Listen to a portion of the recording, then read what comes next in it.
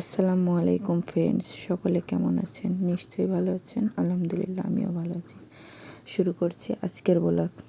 তো আজকের ব্লগ কী থাকছে সেটা থাম্বনেল দেখে নিশ্চয়ই বুঝতে পেরেছো। তো আমি বাবুর জন্য নাস্তা রেসিপি তৈরি করব। তার জন্য একটি বাটি নেব, বাটিতে ডিম নিব।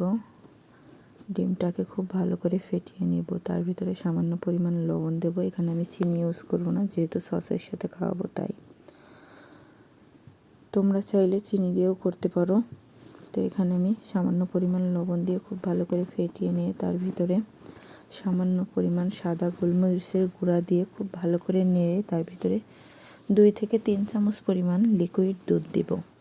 আমি এখানে দুধটা দিয়েছি যাতে পাউরুটিটা একটু নরম নরম হয়, বাচ্চা খেতে পারে। তোমরা তোমাদের পরিমাণ মতো দিয়ে নেবে।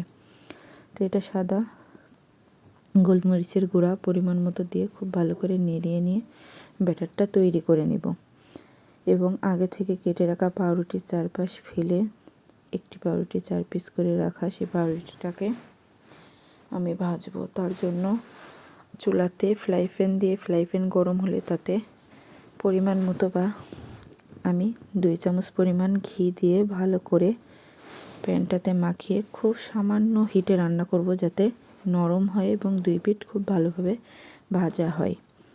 তারপর পাউরুটিগুলা ডিমের মিশ্রণে চুবিয়ে এপিট ওপিট করে কিছুক্ষণ চুপিয়ে রাখবো, যাতে ভিতরে শোষণ করে নিতে পারে। এপিট ওপিট ভালো করে মাখিয়ে ফ্রাই প্যানের উপরে দিয়ে আস্তে আস্তে সুন্দর করে ভেজে নিব।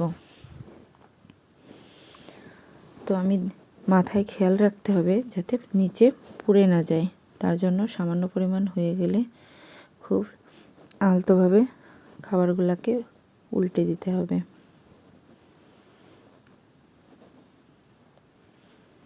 খাবারগুলো ভাজা হয়ে গেলে একটি পাত্র নিয়ে পাত্রতে তুলে নিব। তো আমার ভিডিওটি ভালো লাগলে অবশ্যই লাইক কমেন্ট শেয়ার করো এবং এরকম সব নতুন নতুন ভিডিও পেতে আমার চ্যানেলটি অবশ্যই সাবস্ক্রাইব করে রেখো।